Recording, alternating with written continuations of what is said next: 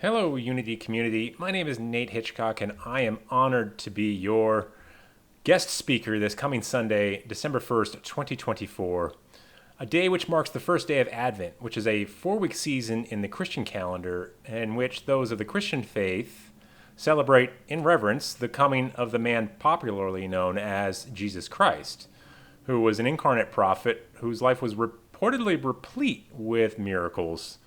So let's dance together in the Miraculous this Sunday as I take an exploratory dive into the many miracles of Jesus as chronicled in the Bible.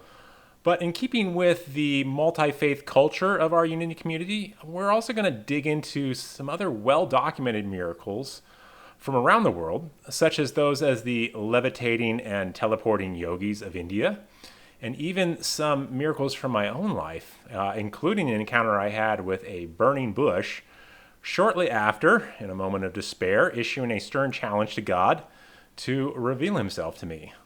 So you might enjoy that story as well as the many other miracles we're going to take a look at and what this all means to us as spiritual beings having this human experience. So come on and join us Sunday, December 1st. We hope to see you there.